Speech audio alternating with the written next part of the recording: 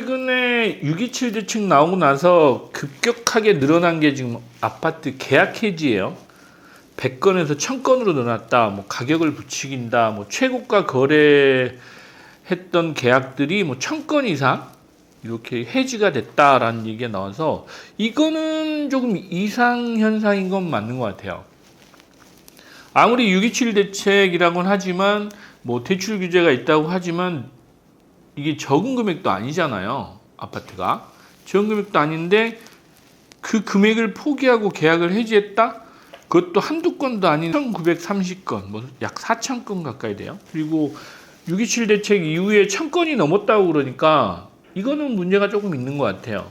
그리고 계약 해지를 이렇게 쭉 보면 15일 미만 뭐 한 달 내에 계약 해지하는 비율이 한 60% 가까이 됐는데 이거는 예전에도 한번 얘기를 드렸던 적이 있어요. 강남 3구 일부 지역에 허위 계약이라고 할까요? 위장 계약이라고 해야 되나? 이거 가격을 붙이기는 이런 계약들이 있다라는 사실은 강남권에서 비일비재하게 인지하고 있는 상황이에요.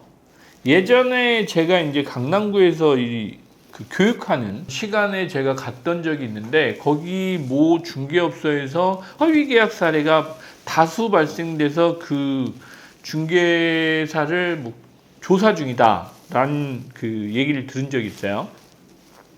실제로 강남구청 얘기입니다. 반포는 그런 얘기가 돈지는 꽤 오래됐어요.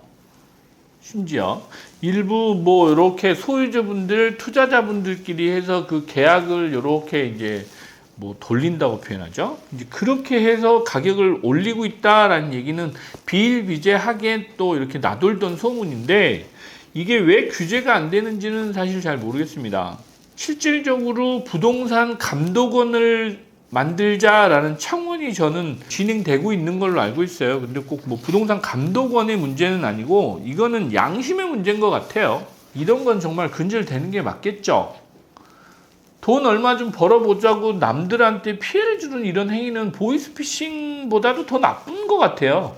왜냐하면 보이스피싱은 뭐 한두 사람한테 이게 피해를 끼치는 거지만 이건 나라 경제에 영향을 미치는 나라의 근간을 흔들 수 있는 아주 그 나쁜 어떤 사례 아닌가라는 생각이 들어서 저는 이런 건 정말 근절돼야 된다라는 생각이 듭니다. 5천만의 국민들은 이 어떤 계약건 하나 가지고 정말 행복했다, 불행해졌다, 슬펐다, 기뻤다 이런 걸 계속 반복하고 있잖아요. 정신건강에도 안 좋잖아요.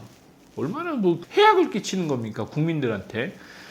예를 들면 거래도 아닌 거래를 가지고 위장계약 해가지고 뭐 50억짜리가 갑자기 70억 됐어요. 70억짜리가 100억 됐어요. 이런 계약 또 기사 올리는 그 언론사들도 그렇지만 이런 걸 만들어가지고 또 그 뒤에 거래를 또 부추기고 거기서 이익을 취하고 이런 나라의 근간을 해치는 거는 정말 좀 막아줬으면 좋겠다라는 생각을 해요. 철저하게 좀 이런 부분은 좀 뭐 조사라면 조사고 또 근절할 수 있는 뭐 정책적인 대안 뭐 이런 것도 좀 나왔으면 좋겠다라는 바람이 좀 있습니다. 실질적으로 물론 뭐 법적으로 법 테두리 안에서 하는 거니까 그게 위법인지 또 부적절한 계약인지는 좀 따져봐야 되겠지만 실제로 위장 계약이고 허위 계약이었다라고 하는 거는 정말 근절돼야 된다라는 생각은 저는 가지고 있어요.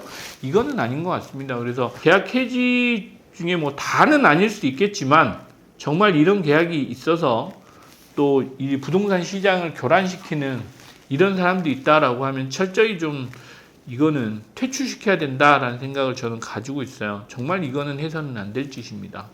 그래서 물론 627 대책의 효과가 또 반대편에서는 아주 좋았다라고 이렇게 표현할 수도 있을 겁니다. 물론 627 대책이 효과가 있어요. 있는 부분도 분명히 있습니다. 왜? 분명한 정책 시그널을 좀 제시해 준 것도 있거든요. 오늘 이 시간에는 또 저는 조금 더 그 다른 방향에서 보면 위장거래 뭐 이런 허위 계약 이런 것들은 좀 근절됐으면 좋겠다. 그래서 부동산 시장도 좀 건강하게 좀 갔으면 좋겠다라는 바람이 있네요.